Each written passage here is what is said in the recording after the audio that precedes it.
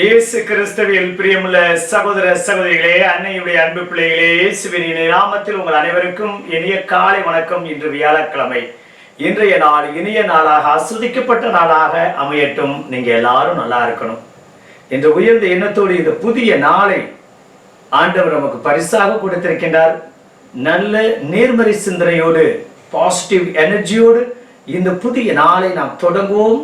ஆண்டவருடைய பாதத்தில் நாம் அர்ப்பணிப்போம். பிரியமான சகோதர சொல்லே, ஒரு ஊரில் ஒரு சன்னியாசி வாழ்ந்து வந்தார். அவர் நேர்மையாளர்.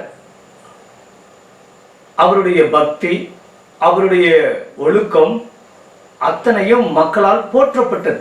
இப்படிப்பட்ட ஒரு சன்னியாசி வாழ்ந்து கொண்டிருக்கின்றாரே நம்முடைய ஊரில் என்று. அவருடைய வீட்டிற்கு எதிராக ஒரு தாசி வாழ்ந்து வந்தார். ஆனால் இந்த சன்னியாசி அந்த தாசனுடைய வீட்டில் ஒரு கண் வைத்திருந்தார்.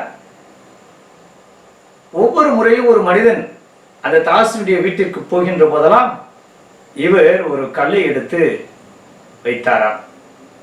பல நாட்கள் கழித்து அந்த தாசியை அழைத்து கூறினார், இதோ பார், ஒவ்வொரு முறையும் ஒரு ஆண் உன்னுடைய வீட்டிற்கு வருகின்ற போதெல்லாம் நான் ஒரு கல்லை எடுத்து வைத்தேன்.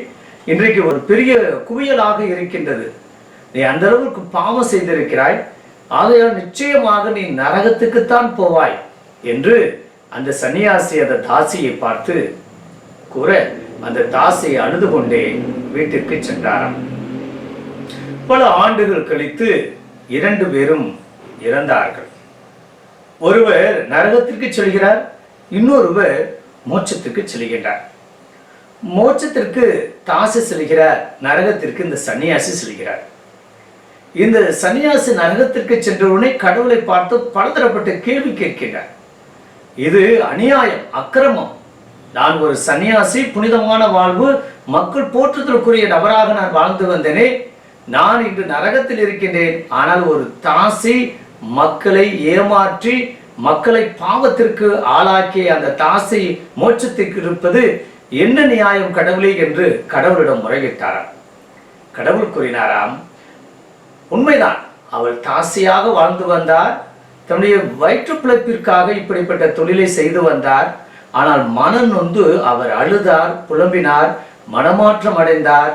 அவர் எப்படியாவது அவருடைய எண்ணம் தூய்மையாக இருந்தது. ஆனால் உன்னுடைய எண்ணம் நீ மக்களுடைய பார்வைக்கு புனிதமானவனாகவும் நல்லவனாகவும் நேர்மையானவனாகவும் நீ வெளிவேடத்தில் நீ வாழ்ந்து வந்தாய். ஆனால் உன்னுடைய உள்ளம் எப்போது பார்த்தாலும் அந்த தாசனுடைய வீட்டில் எப்படி இன்பத்தோடு இருக்கின்றார்கள், சந்தோஷத்தோடு இருக்கின்றார்கள் என்று உன்னுடைய கவனம் அத்தனையும் ஏதோ அந்த தாசனுடைய வீட்டிலே இருந்ததை தவிர நீ உண்மையானவன் அல்ல. ஆகையால் தான் உனக்கு நரகம் கொடுத்திருக்கிறேன் என்று கூறினாராம். பிரியமான சகோதர சொல்லே, நிறைய நேரங்களில் நாமும் இப்படித்தான் பக்திமானை போல இருப்பது, ஆனால் உள்ளார்ந்த மனதுல அவ்வளவு தீய சக்திகள், தீய எண்ணங்கள், காழ்ப்புணர்ச்சி, போட்டி, பொறாமை இவை அத்தனையும் நிறைந்தவராக இருக்கக்கூடும். ஆனால் ஒரு சில நபர்கள் ஆலயத்திற்கு வராமல் கூட இருக்கலாம்.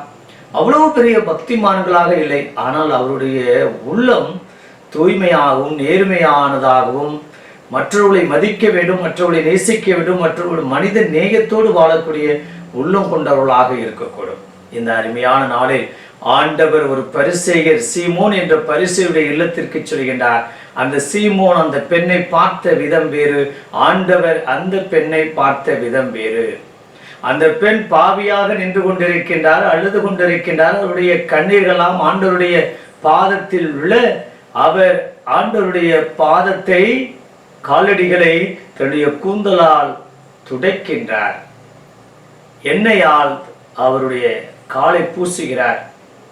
பிரியமான சகோதர சகோதரிகளே, ஒரு பாவியாக இருந்தாலும் மனம் மாற வேண்டும். தன்னுடைய பாவத்தை நினைத்து அவர் வருந்துகிறார். ஆனால் பரிசேயரோ உண்மையானவர், நேர்மையானவர், மக்கள் மத்தியில் போற்றுதற்குரிய வாழ்வு வாழ்ந்தாலும் அவருடைய எண்ணம் தூய்மையாக இல்லை. பிரியமான சகோதர சகோதரிகளே, எண்ணம் போல வாழ்க்கை என்று கூறுவார்கள். நம்முடைய எண்ணம் எப்போதுமே பரிசுத்தமாக இருக்க வேண்டும் என்றால் நாமும் அப்படிப்பட்ட பரிசுத்த செயல்களில் நாமும் பங்கேற்க வேண்டும். ஒருவேளை பாவியாக இருந்தாலும் ஆண்டவர் நம்மை மன்னிக்க மாட்டார் என்பது அல்ல. இதோ உன் நம்பிக்கை உன்னை மீட்டெடுத்தது, சென்று வா என்று அந்த பெண்மணியை பார்த்து ஆண்டவர் கூறுகிறார். பிரியமான சகோதர சூழலே, ஆண்டவர் அருமையான விதத்தில் ஒரு உதாரணமாக சொல்கிறார். 500 தெனாரியம் 50 தெனாரியம் அதிகமாக பாவம் செய்யப்பட்ட நபர் மன்னிப்பு கேட்கின்ற போது அவருடைய பாவங்கள் நிச்சயமாக மன்னிக்கப்படும். அதிகமான கடன் தள்ளுபடி செய்யப்பட்டிருக்கின்றது அல்லவா, அதே போலோடும் பலவீனத்தோடும் பாவத்தோடும் குறையோடும் ஏதோ ஒரு அடிமைத்தனத்திலிருந்து நீ விடுதலை பெற்றால் போதும் என்று ஆண்டவர் இந்த நாளிலே விரும்புகிறார். நினைத்து பார்ப்ப அன்புமிக்கவர்களே, நிறைய நேரங்களில ஒரு பழமொழி சொல்வார்கள் அல்லவா, இதோ கள்ள விசுவாசிக்கு கழுத்து நிறைய ஜெபமாலை என்று சொல்வார்கள்.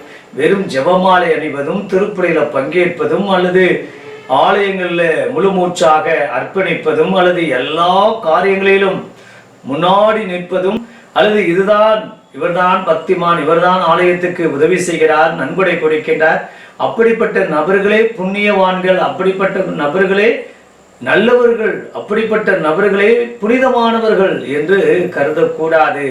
ஆண்டவரை பொறுத்தளவுல எண்ணம் சுத்தமாக இருக்க வேண்டும். இதோ நீ என்ன சாப்பிடுகிறாய் என்பது முக்கியமல்ல, நீ என்ன பேசுகிறாய், உன்னுடைய உள்ளத்திலிருந்து என்ன வருகின்றது என்பதுதான் உன்னை தீட்டுப்படுத்தும் என்று கூட ஆண்டவர் நமக்கு அறிவுறுத்தி, நம்முடைய குற்றத்தையும் நம்முடைய சுயநலத்தையும் நம்முடைய பலவீனத்தையும் நினைத்து பார்த்தோம் என்றால் போதும், நிச்சயம் மோட்சம் உண்டு என்றால் அது மிகையாகாது. அதற்காக இணைந்து ஜெபிப்போம். பரலோக தந்தை இறைவா, இந்த அருமையான இனிமையான நாளுக்காக உமக்கு நன்றி செலுத்திட்டோம் தகப்பனே. அப்பா, பாவி மோட்சத்துக்கு செல்கிறார், ஆனால் புண்ணியவான் நரகத்திற்கு செல்கின்றார்.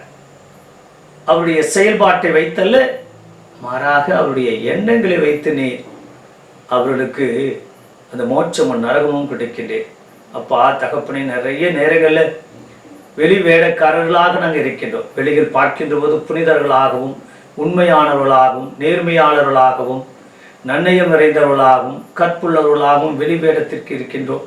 உள்ளார்ந்த மனதில் எப்போது பார்த்தாலும் தீய எண்ணம், தீய நாட்டம், அடுத்தவர்களை பழி சொல்வது, பொருணை பேசுவது, நிறைய நேரங்களில் நான் தான் நீதிமான், மற்றவர்கள் எல்லாம் கெட்டவர்கள் என்று நினைப்பது, இவை அத்தனையும் தாண்டி ஆண்டவரே, இனிமேலாவது இதோ நானும் பாவி, என்னுடைய பாவங்களையும் குற்றங்களையும் நீர் மன்னியும் என்ற சிந்தனையோடு வாழ கிருபை தரும்படி எங்கள் ஆண்டவராகிய இயேசு கிறிஸ்துவின் நாமத்தில் ஜெபிக்கிறோம் நல்ல பிதாவே, ஆமென்.